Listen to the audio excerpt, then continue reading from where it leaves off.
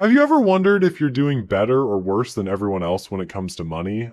Maybe you're lying awake at night thinking about your bank account balance, wondering if other people your age have more saved up than you do. Or perhaps you're scrolling through social media, seeing people posting about their latest vacation or brand new car, and you can't help but wonder how they afford it all. Well, today I'm going to pull back the curtain on the financial reality of the average person. And I guarantee some of these numbers are going to shock you. Some might make you feel better about your situation, while others might be a serious wake-up call. Either way, by the end of this video, you'll have a crystal clear picture of where you stand financially compared to everyone else. And I help people understand money, personal finance, and building wealth. If you're interested in getting your finances on track and maybe even getting ahead of the pack, make sure to subscribe to the channel and hit the like button if this information helps you out. Before we dive into these eye-opening statistics, let me ask you something. When you think about the average person's financial situation, what comes to mind? Do you picture someone who has their act together, steadily building wealth and preparing for retirement? Or do you imagine someone who's basically living paycheck to paycheck, hoping everything works out in the end?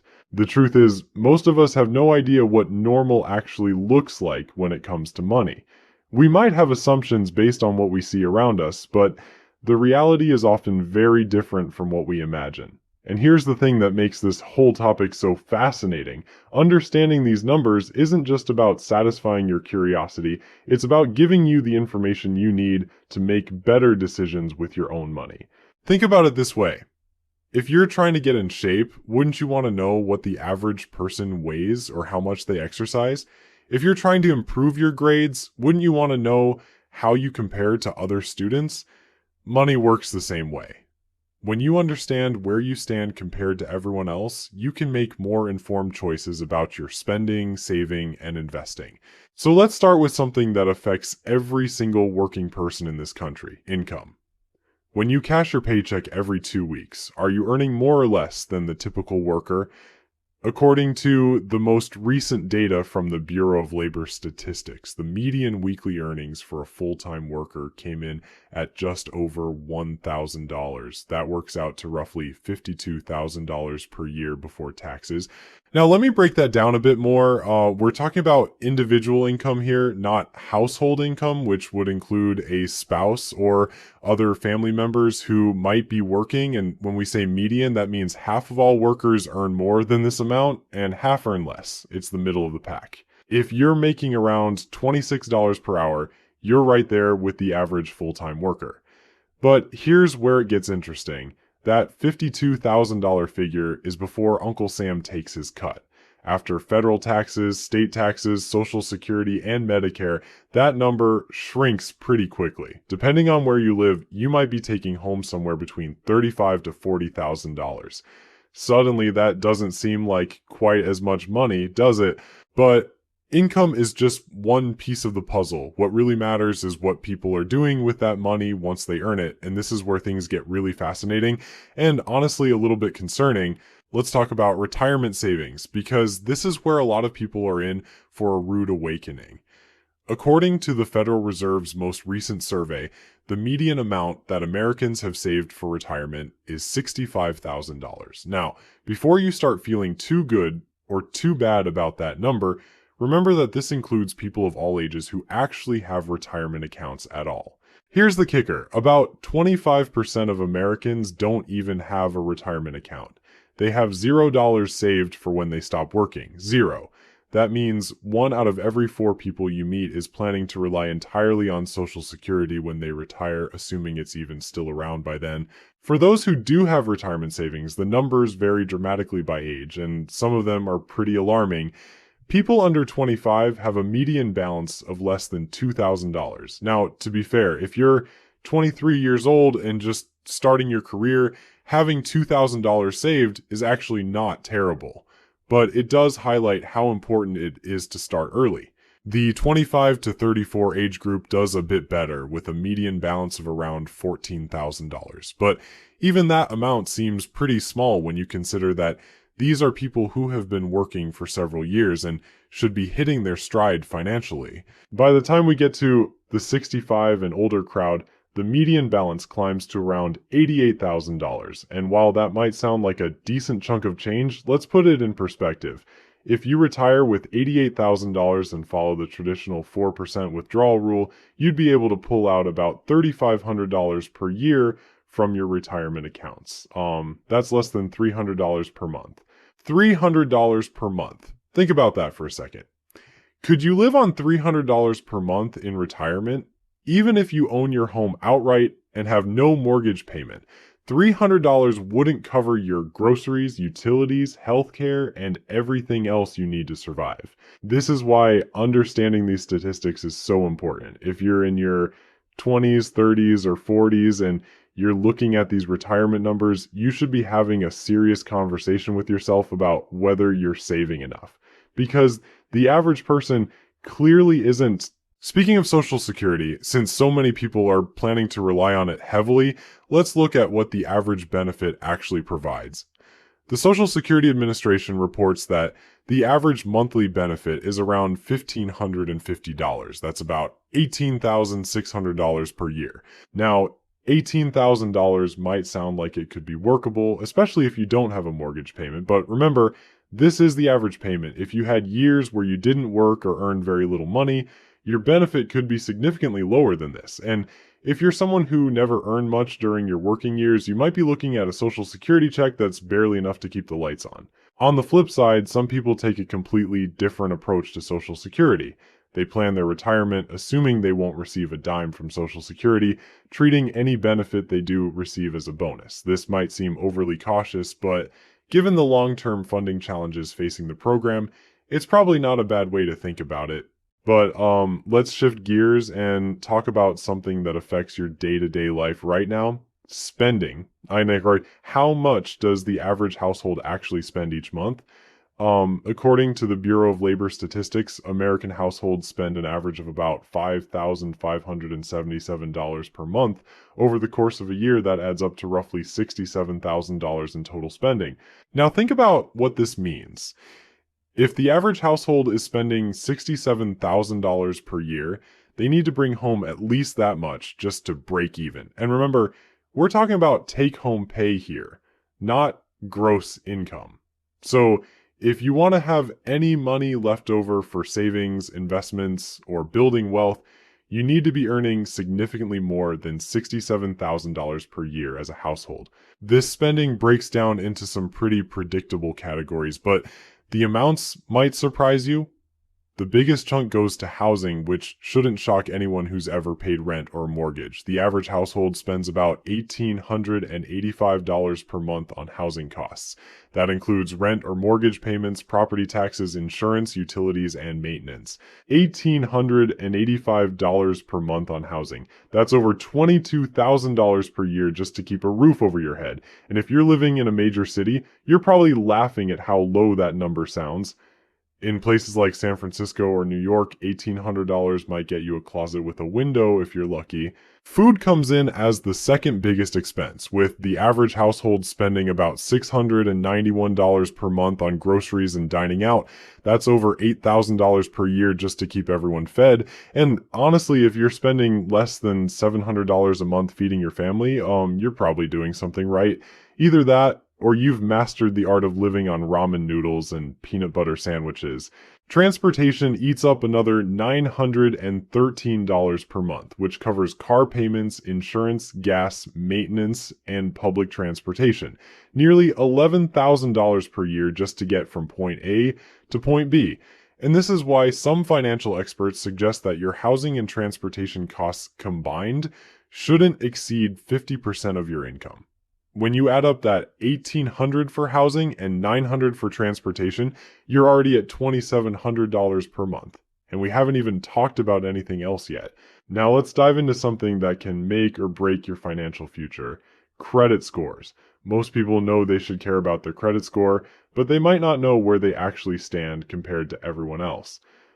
According to Experian, the average FICO score in America is 715, which is actually pretty solid.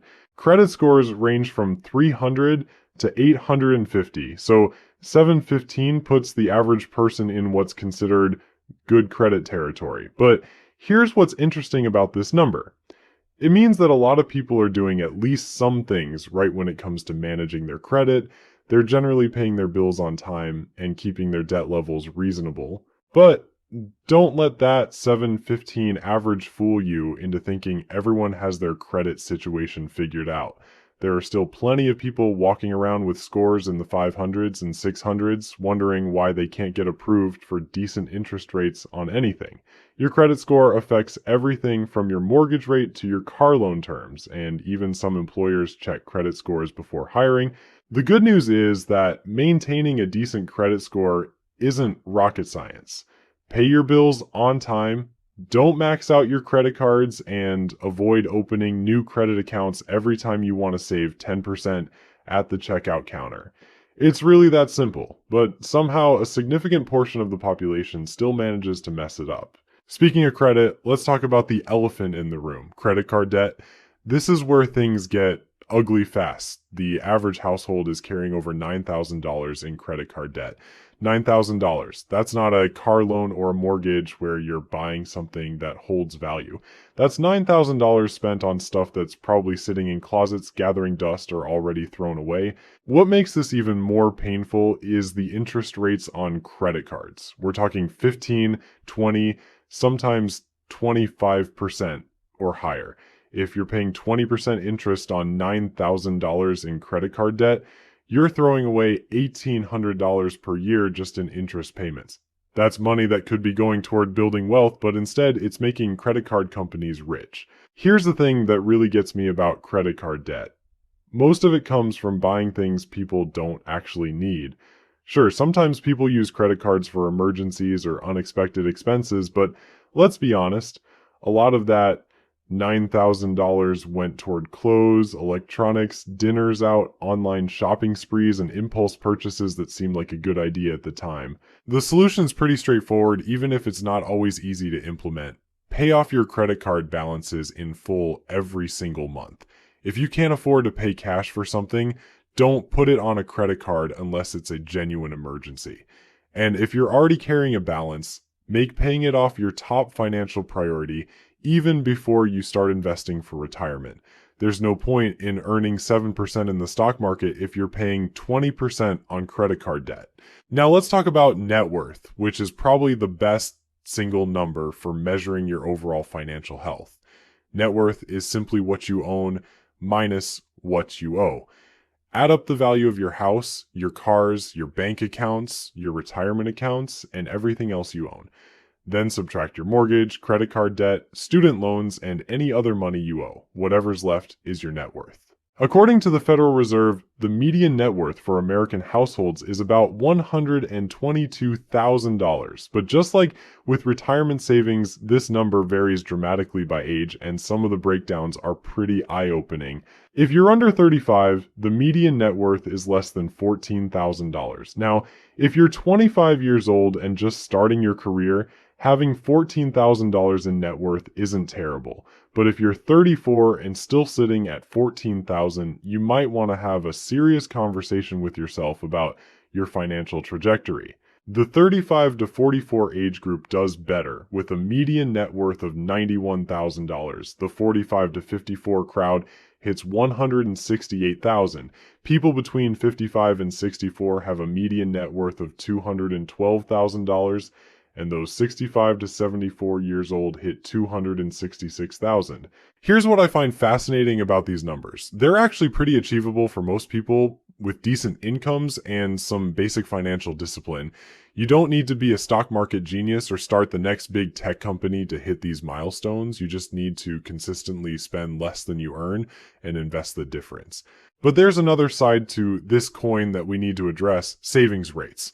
How much of their income is the average person actually setting aside? The Bureau of Economic Analysis shows that Americans save about 6% of their income after taxes. 6%, that's it. Now, 6% might not sound terrible, but let's think about what this really means. If you're saving 6% of your income, and some of that needs to go toward short-term goals like buying a car or making a down payment on a house, there's not much left over for long-term wealth building. Consider this. The average down payment on a home is $62,000. The average kitchen renovation costs $26,000. A new car averages over $47,000. If you're only saving 6% of your income and you need to fund all these shorter term goals, how much is actually making it into your retirement accounts? Most financial experts suggest saving at least 10 to 15% of your income specifically for retirement. And that's on top of whatever you're setting aside for other goals. If you want to retire early and not have to work until you're 70, you probably need to be saving even more than that. This brings us to something that might surprise you. Retirement age. When do you think most people actually stop working? If you guessed 65, you'd be close but not quite right. According to recent data, the average retirement age in America is 61. Now, that might sound pretty good at first. Who wouldn't want to retire at 61 and spend their golden years doing whatever they want? But here's the catch. Most people can't collect their full Social Security benefits until age 67. So if you're retiring at 61, you've got 6 years to bridge that gap somehow. And if your retirement savings look anything like those median numbers we talked about earlier, those 6 years might be pretty lean. Here's another way to think about it. If you start working at 22 and retire at 61, you've been in the workforce for 39 years. That's nearly 4 decades of getting up early, commuting to work, dealing with bosses, sitting in meetings, and doing whatever it is you do to earn a paycheck. After all that time, you finally get to retire with maybe $88,000 in your retirement account, which we already established gives you about $300 per month to live on. Does that sound like a good deal to you? Because honestly, it sounds like a pretty raw deal to me. But here's where it gets even more interesting. The Social Security Administration says that someone who reaches age 65 can expect to live another 19 to 21 and a half years. So if you retire at 61, you might have 25 years or more of retirement to fund. 25 years is a long time. That's longer than most people's entire career up to that point. And here's the question that should keep you up at night. How many of those 25 retirement years are you going to be healthy enough to actually enjoy? At 61, there's a decent chance you're still in good shape, but what about at 71 or 81?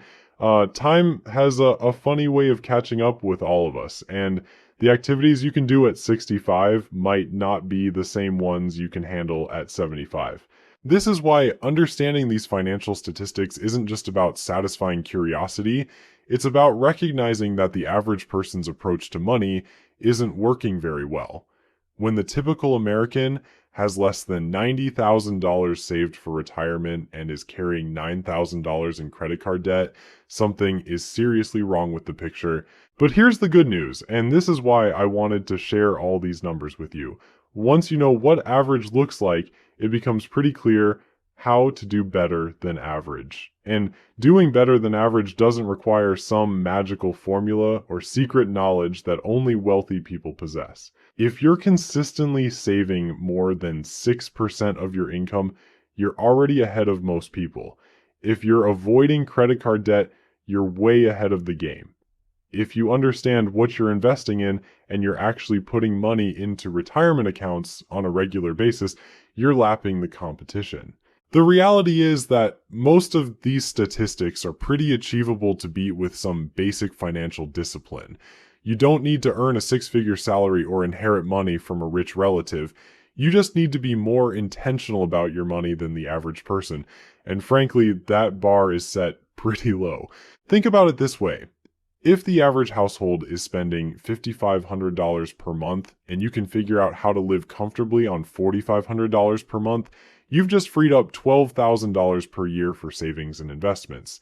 Do that consistently for a few decades and you'll be in a completely different financial league than most of your peers. The same principle applies to all of these statistics. Beat the average by a little bit in multiple areas and the compound effect over time becomes massive.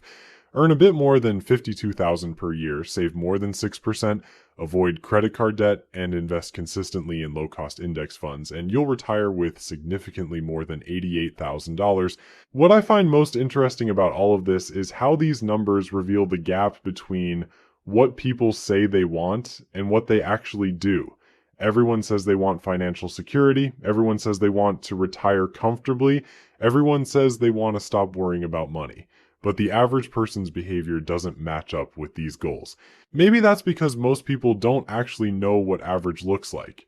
Maybe they assume everyone else has their financial act together, so they don't feel any urgency to change their own habits, or maybe they know they should be doing better, but they don't know where to start, or they think it's too late to make a difference. If you're watching this video and some of these statistics hit a little too close to home, don't panic. The fact that you're here learning about money and trying to understand your financial situation already puts you ahead of a lot of people. Most folks never even take the time to figure out where they stand or what they need to do differently. The key is to use these numbers as motivation, not as an excuse to give up. If you're 35 with less than $14,000 in net worth, that doesn't mean you're doomed to financial mediocrity. It means you have some work to do, but you also have 30 years or more to get it right. And if you're already doing better than these averages in some areas, don't let that success make you complacent. Maybe you have a solid credit score and no credit card debt, but your retirement savings are behind. Or maybe you're great at saving money, but you're keeping it all in a savings account, earning practically nothing instead of investing it for growth. The bottom line is this: these financial statistics of the average person should be eye-opening, but they should also be empowering. When you know what normal looks like, you can make informed decisions about whether you want to be normal or whether you want to be better than that. Personally, I think you deserve better than retiring at 61 with $88,000 and hoping Social Security doesn't run out of money. You deserve better than carrying credit card debt and spending every dollar you earn. You deserve the peace of mind that comes with having your financial house in order. These statistics show us where the average person ends up, but they don't have to define where you end up. Use them as a starting point, not a finish line. Because once you understand what most people are doing with their money, it becomes pretty clear how to do something different and get much better results. The choice is yours.